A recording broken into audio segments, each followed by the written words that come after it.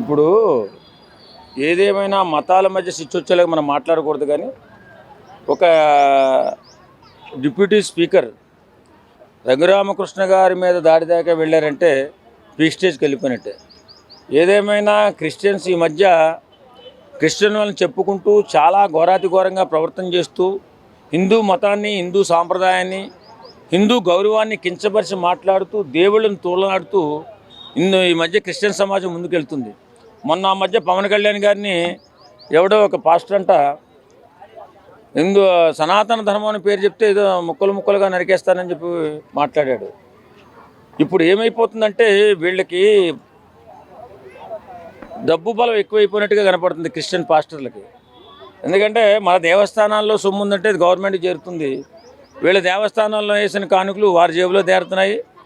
గర్వం పెరిగిపోయి, అహంకారం పెరిగిపోయి, మతం పెరిగిపోయి ప్రవర్తన చేస్తున్నట్టుగా అనిపిస్తుంది క్రిస్టియన్ మతస్థులందరూ కూడా. ఇప్పుడు అందరినీ అనకూడదు, ఇలాంటి దుర్మార్గాలు చేస్తూ భౌతిక దాడులకు దిగుతున్నారంటే ఇంకా క్షమించే అవసరం కూడా లేదనుకుంటా.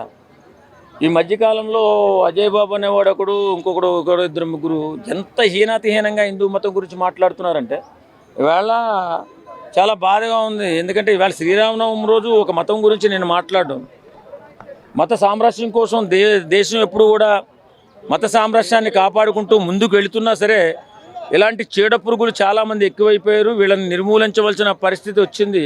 ఖచ్చితంగా హిందూ సమాజం మేల్కొనాలా, అలాగే గవర్నమెంట్లు కూడా మేల్కొనాలా.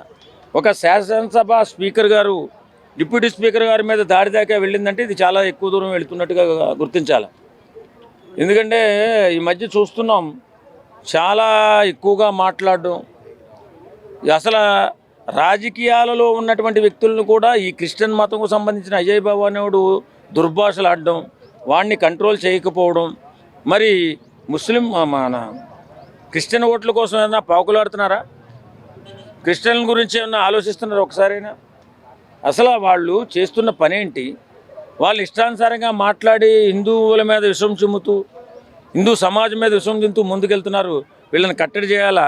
ఈవేళ రఘురామకృష్ణరాజు గారి మీద దాడి చేశారు, రేపొద్దున మరొకరి మీద దాడి చేస్తారు. ఖచ్చితంగా వాళ్ళని కఠినంగా శిక్షించాలో. ఎవరైతే దాడులు చేస్తున్నారో హిందూ సమాజం పట్ల నీచాతి నీచంగా మాట్లాడుతున్న ప్రతి యధవకి చెప్తున్నాం, ఒళ్ళు దగ్గర పెట్టుకుని మాట్లాడకపోతే ఒక్కొక్కడికి చెప్పు తెగిపోద్ది. రాబో రోజుల్లో హిందూ సమాజం ఏకమై ఒక తాటిపైకి వస్తే మీరు ఎక్కడుంటారో బాబు ఒకసారి ఆలోచించండి. కేవలం ఇంత విషం చిమ్ముతూ, ఇంత దుర్మార్గంగా మాట్లాడుతూ పెద్ద పెద్ద స్థాయిలో ఉన్నటువంటి వ్యక్తులను కూడా నరుకుతాం, చంపుతామని చెప్పేసి ముందుకెళ్తున్నారు.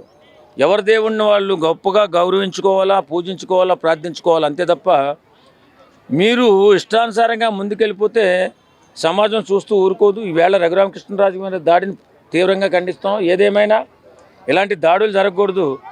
వాళ్ళు పిచ్చి పరాకాష్ఠకి వెళ్ళిపోయినట్టుంది ఈ మధ్యకాలంలో ఈ పాస్టర్స్ అందరితో కూడా. ఆ పిచ్చిని దించే బాధ్యత ప్రభుత్వాలు తీసుకోవాలని కోరుకుంటున్నాం. అహంకారం ఈ మధ్యకాలంలో హిందూ సమాజం గురించి హిందువులంటే చాలా ఈర్ష్యగా మాట్లాడుతున్న అజయ్ బాబు అన్నాడు. ఆయన్ని పోలీస్ స్టేషన్కి వెళ్తే హోంగార్డు బొట్టు పెట్టుకున్నాడంట, కానిస్టేబుల్ బొట్టు పెట్టుకున్నాడంట, ఎస్ఐ బొట్టు పెట్టుకున్నాడంట, ఏసీపీ ఇలాగా బొట్టు గురించి కూడా అవహేళనగా మాట్లాడి వేళ చాలా దుర్మార్గంగా మారిపోయాడు అజయ్ బాబు అనేవాడు. వాడిని నిర్మూలించట్లేదు వీళ్ళు. మరి సమాజంలో ఇలాంటి రెచ్చగొట్టే వాక్యాలు మాట్లాడే వాళ్ళని శిక్షించే బాధ్యత పోలీసు వారికి ఉంటుంది. మరి వాళ్ళు కూడా ఎందుకు క్షమిస్తున్నారో నాకైతే తెలియట్లేదు. కానీ వేళ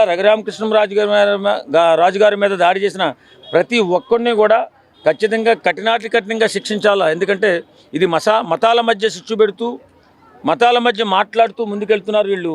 ఈ మధ్యకాలంలో కొందరు పాస్టర్స్ ఆ దుర్మార్గుల్ని ఖచ్చితంగా అరెస్ట్ చేసి ఇది ఏదో ఇద్దరో మాట్లాడారని చెప్పి మనం మాట్లాడితే రేపొద్దున్న దేశ భవిష్యత్తుకే పెద్ద గొడ్డలి పెట్టిగా మారుతుంది. ఎందుకంటే ఒకడొకడు ఇలా మాట్లాడుతూ దేశాన్ని అవగౌరవపరుస్తూ మన సాంప్రదాయాలని మన గౌరవాన్ని తక్కువ చేసి మాట్లాడుతుంటే దేశ అభివృద్ధి కూడా గొడ్డలు పెట్టేది. కాబట్టి ఇలాంటి వ్యధులందరినీ కూడా కట్టడి చేయవలసిన బాధ్యత ప్రభుత్వానికి ఉంది. కాబట్టి రఘురామకృష్ణరాజు గారు తొందరగా కోలుకోవాలని, అలాగే ఈ ఎవరైతే దాడి చేశారో వాళ్ళందరూ కూడా శిక్షించబడాలని మనస్ఫూర్తిగా కోరుకుంటున్నాం. పవన్ కళ్యాణ్ గారు ఒక వ్యక్తి పారను జన్మడు, ధర్మంలో ధర్మరాజు, యుద్ధంలో అర్జునుడు, దానాల్లో కర్ణుడు. ఈ ప్రపంచ దేశాల మొత్తం వెతికి తీసిన పవన్ కళ్యాణ్ లాంటి వ్యక్తి ఈ ప్రపంచం మొత్తం పైన మనకి మినిమం నుంచి నాకు తెలిసి 500 పైన కంట్రీస్ ఉంటాయి. ఈ కంట్రీలో ఎక్కడ ఎతికి తీసినా సరే పవన్ కళ్యాణ్ లాంటి వ్యక్తి ఎవరు లేరు. కాబట్టి మన ఆంధ్రప్రదేశ్కి దేవుడిచ్చిన వరం పవన్ కళ్యాణ్. నిజంగా మిత్రమా, నేను ఇప్పుడు ముందు మీకు చెప్పాను, ధర్మంలో ధర్మరాజు, యుద్ధంలో అర్జునుడు. అంతే, ఎదిరించడానికి ఎంతటోడైనా సరే ధర్మంగా ఎదిరించడానికి అర్జునుడు, దానాల్లో దానకరుణుడు. అటువంటి వ్యక్తి పవన్ కళ్యాణ్.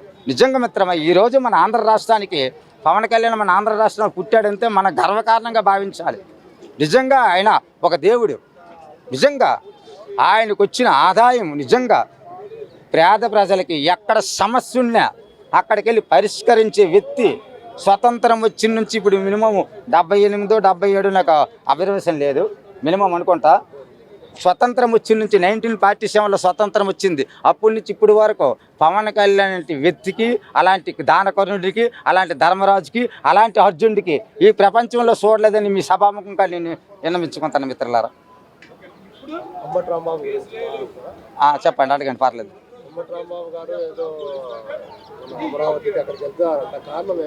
ఎక్కడికి?